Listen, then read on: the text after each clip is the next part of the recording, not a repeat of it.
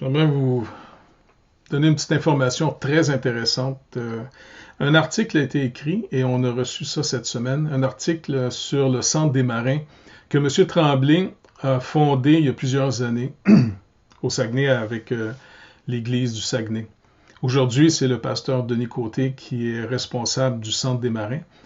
Mais l'article est vraiment intéressant parce que la personne explique qu'on n'entend pas souvent des histoires vraies, et surtout dans un sens où des gens font des sacrifices pour pouvoir finalement, dans le sens, organiser leur vie, organiser leur temps, ce que le Seigneur leur accorde, pour pouvoir finalement venir en aide aux autres. Et écoutez, si vous voulez avoir cet article, il est en anglais. J'ai fait une petite traduction rapide en français, si quelqu'un la veut. Juste m'écrire, encore une fois, aux anciens, avec un S, aux anciens@labibleparle.com, et je vais vous l'envoyer. Il est court, mais vous allez voir, c'est vraiment, vraiment béni. Donc, on voit entre autres dans le corps de Christ. Un des buts, c'est de toujours discerner ce que le Seigneur est en train de faire. Parce que c'est ceux qui auront découvert la volonté de Dieu et qui vont y marcher, qui vont avoir vraiment discerné entre leur propre vie en dehors de Christ, parce que même si on est né de nouveau, on peut continuer à avoir nos propres projets, nos propres ambitions, et passer à côté de grandes bénédictions. C'est pour ça qu'on a beaucoup d'instructions dans le Nouveau Testament, entre autres pour apprendre à marcher maintenant en tant que peuple de Dieu. Et puis on a des fonctions finalement royaux, c'est ça, royales, c'est-à-dire, parce qu'on fait partie de son peuple, on a été adopté par lui, on fait partie de sa maison. Et en même temps, il nous a donné les fonctions de sacrificateur. On a accès à la présence de Dieu pour le monde dans lequel on est, en tant que son corps. Donc, le corps de Christ doit marcher dans les volontés de la tête. C'est assez logique.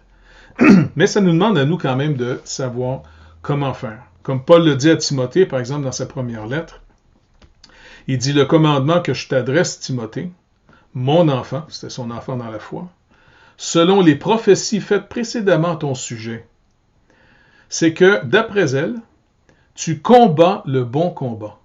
Tu combats le bon combat en gardant la foi et une bonne conscience. Cette conscience, quelques-uns l'ont perdue et ils ont fait naufrage par rapport à la foi. Il donne l'exemple de 2 hommes, entre autres, qui ont été mis sous discipline.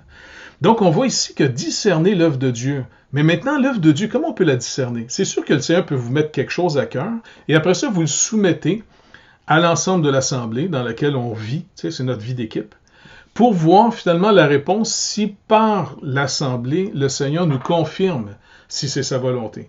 Donc, il faut faire très attention comment on propose ce qu'on pense que le Seigneur nous a montré, sans forcer la main de tout le monde ou sans manipuler, sans faire de crise, ainsi de suite.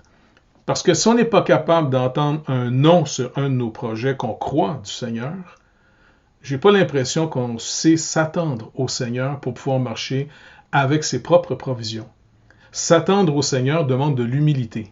Et Dieu résiste aux orgueilleux. Donc, le test de l'Assemblée est toujours le premier test le plus important.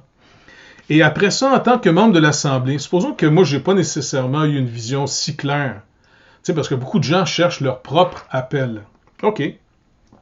Mais quand on observe dans l'Assemblée à qui, je sais c'est une expression que j'emploie souvent, mais vous allez la comprendre, à qui Dieu envoie le ballon pour la mission, le développement de la mission en Afrique. Honnêtement, Martin Tremblay a réallumé finalement cette vision de l'Afrique il y a plusieurs années, quand il était encore avec nous à Fabreville avant de déménager finalement en Colombie-Britannique. Et puis avec lui, on a organisé des voyages pour retourner voir son ami qui est maintenant auprès du Seigneur et qui était un des pasteurs, vous vous rappelez? Et c'est là qu'on a fait aussi la rencontre du pasteur Cudjo. Mais celui qui a vraiment comme pris le ballon au vol et qui a vraiment eu un cœur pour l'Afrique, c'était M. Tremblay. Et par M. Tremblay, plutôt que d'y dire quoi faire, on devrait toujours observer puis demander qu'est-ce que le Seigneur vous a montré.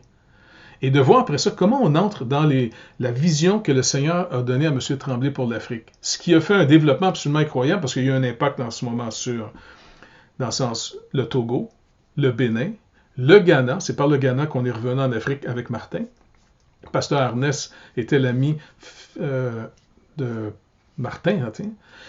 Et finalement, ça a eu des répercussions jusqu'au Cameroun, avec Paul André, qui est un bon ami de M. Tremblay, et à qui M. Tremblay a beaucoup investi pour donner un coup de main à son ministère, de faire l'évangélisation dans les prisons, et dans ces prisons, beaucoup de gens viennent à la foi. Bref, c'est un privilège de pouvoir observer, et savez-vous quoi, pour être délivré, là, de passer à côté, il faut enlever une chose de nos vies, l'obsession de devenir quelqu'un, parce que vous êtes racheté, vous êtes pardonné.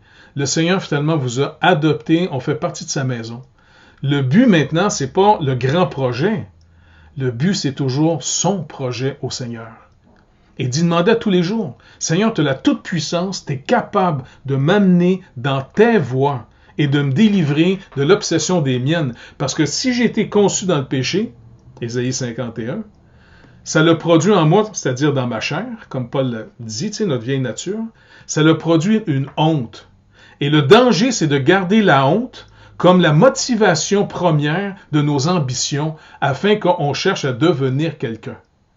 Ça, c'est le pire piège dans lequel, si vous êtes encore là, vous ne pouvez pas discerner la volonté de Dieu, car vous voulez discerner le grand projet. C'est pas pareil. C'est pas du tout la même chose.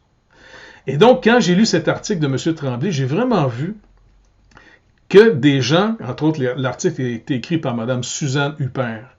Comment elle a vu, finalement, dans l'attitude, le cœur de M. Tremblay, un homme qui a su discerner, au-delà de la raison pourquoi il était parti aux États-Unis, à Baltimore à l'époque, pour apprendre l'anglais, puis en même temps étudier la Bible, il a vraiment vu une ouverture, pendant qu'il était là-bas, ils étaient impliqués pour faire un practicum, et puis il s'est dit, hey, chez nous aussi, il y a des marins.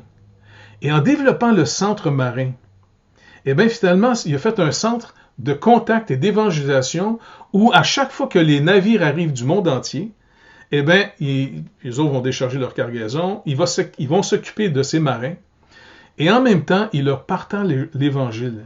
Et là, l'Évangile qui tombe dans un bon cœur, un cœur travaillé par le Seigneur, cet Évangile s'en va après ça dans le monde entier. C'est trop beau, c'est tellement béni.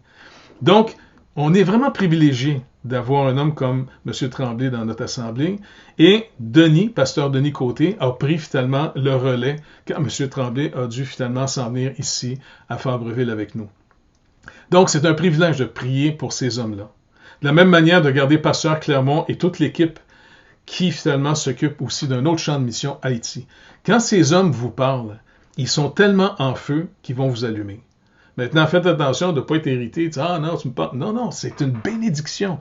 Quelqu'un qui est en feu, il allume. Pasteur Clermont, quand il vous parle d'Haïti, écoute, ton cœur brûle pour Haïti. Et puis aujourd'hui, on a des hommes comme par exemple pasteur Dr Stéphane, avec Pascal, sa femme, et les enfants. Ils ont un impact dans le village absolument incroyable. Ceux qui sont venus à plusieurs reprises, je pense entre autres à Yvan Tremblay, sa femme, toutes les fois qu'on a organisé quelque chose pour les enfants, là, au mois de janvier, des centaines et des centaines d'enfants qui viennent. Pourquoi? Parce que le docteur, quand il a fini finalement de travailler dans la clinique où il sauve des vies humaines, eh bien, il travaille à sauver des vies humaines pour l'éternité en annonçant l'Évangile aux enfants. C'est un privilège d'être associé à ces hommes-là et à ces femmes. On va continuer à prier et voir comment on peut les assister. Vraiment, si vous voulez l'article, vous allez voir, c'est vraiment, vraiment encourageant. Que le Seigneur puisse continuer à nous garder dans sa volonté. On peut juste compter sur lui. Il est plus fort que nous autres, plus fort que notre petite folie, ou est-ce que, encore une fois, dans nos petits complexes d'infériorité, puis de chercher à devenir quelqu'un, on veut toujours le projet. Non, non, on veut son projet. Que ça soit ce que ça voudra. Que le Seigneur vous bénisse, et puis on continue à s'encourager à discerner. Quelles sont les œuvres qu'il a préparées afin qu'on y marche? Car ceux qui auront fait la volonté de Dieu demeurent à toujours. Et dans l'Apocalypse, il est écrit « Heureux maintenant ceux qui meurent dans le Seigneur, car leurs œuvres les accompagnent. » On n'a pas une vie pour rien en ce moment.